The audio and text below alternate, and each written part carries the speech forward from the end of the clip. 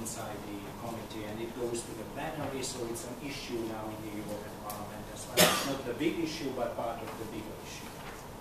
Okay, thank you for that. Any? Yes, sir. I have a question. Yeah. As I said, I'm very keen of European Citizens Initiative, but I don't know any European Citizens Initiative which has succeeded. It's a new possibility, a new tools. But my question to you, to the initiators, what is going to happen if we don't succeed and we can gather, can collect the 1 million signatures? I mean, as I said, I know this is not an academic conference, but we are fighting with a very complex phenomenon. This is the lack of democracy or undermining democracy on the national level, but it's a double democracy deficit. We do not have democracy on the transnational level, and that could be an initiative for creating or, constructing, or at least provoking, an international global audience or European audience to become aware of this problematic. Okay. Actually, I agree. Actually, one of the goals of the European Citizens Initiative was actually this one: give visibility to the European Union.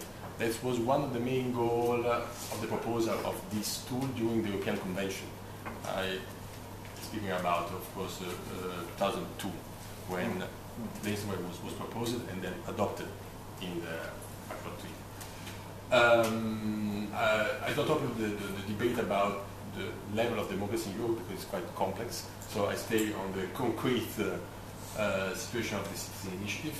The point is, of course, from a formal point of view, the procedure is this one. So collect 1 million signatures, minimum 7 member states, and then the Commission has to debate our proposal and has to give us an answer, positive or negative.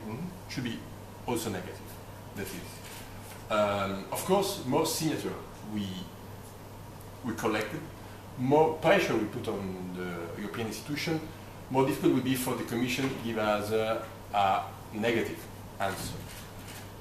As Istvan said, the issue is now on the table in different ways. So there is the high-level group.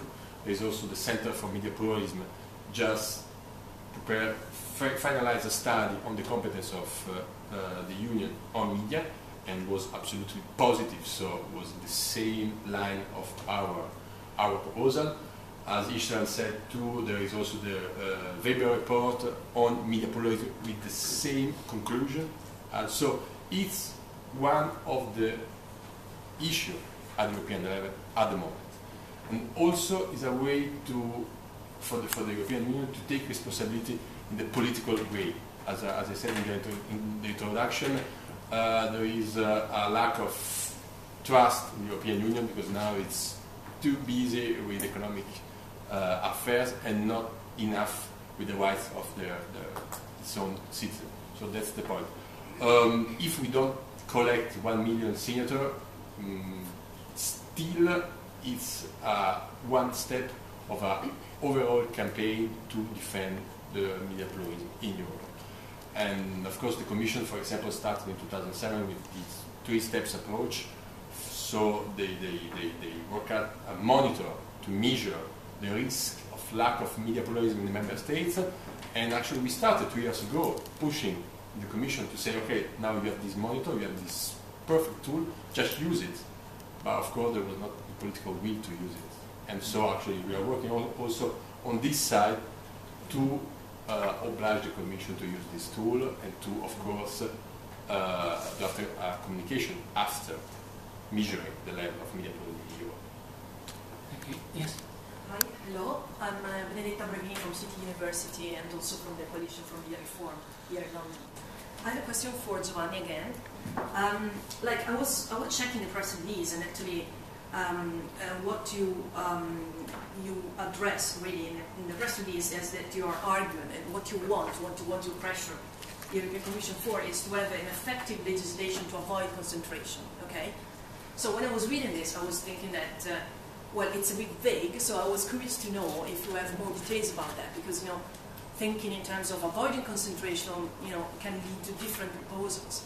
So, for example, I was interested because, if you read the high-level group of Media Pluralism and also the recent report developed by the Center for Media Pluralism back in Florence, you don't have many recommendations. And that was actually something that we all noticed. We didn't receive the kind of recommendation that we were expecting, probably. So, do you have already a draft of the idea you have, or in terms of the caps, for example, are you thinking in terms of caps for monomedia markets or cross-media ownership rules? What is it that you want? So I was curious to see if you have already a clear idea on this, or are still debating it and negotiating it. Actually, as I said before, actually, we don't have a final idea about it. Of course, we were speaking about concentration, and we were inspired by the communication of 1994 from Monti, that was the first attempt to create a legislation antitrust in media. So there is already some guidelines to go in the right direction on this field. The point is that the second step, so the public consultation, they are going to give the good direction, and of course the Commission is going to create the frame to intervene with the directive. And of course, is it possible to use a part of the antitrust, so anti-concentration directive, or they can choose another way just to deal with this matter. So, to answer to your question, we don't have a final idea how to intervene with the anti-concentration.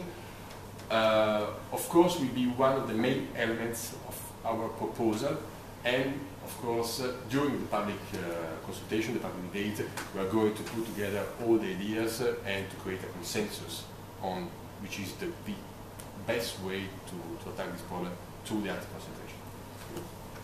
Okay, just before I bring Steve in, because he's had a fair share of time, valuable, but is there anybody else? There's somebody at the back there, please. Could you say who you are? Yes, and speak loudly. I'm Karina Flama-Sherman, originally from Liberia, but it's been civil war.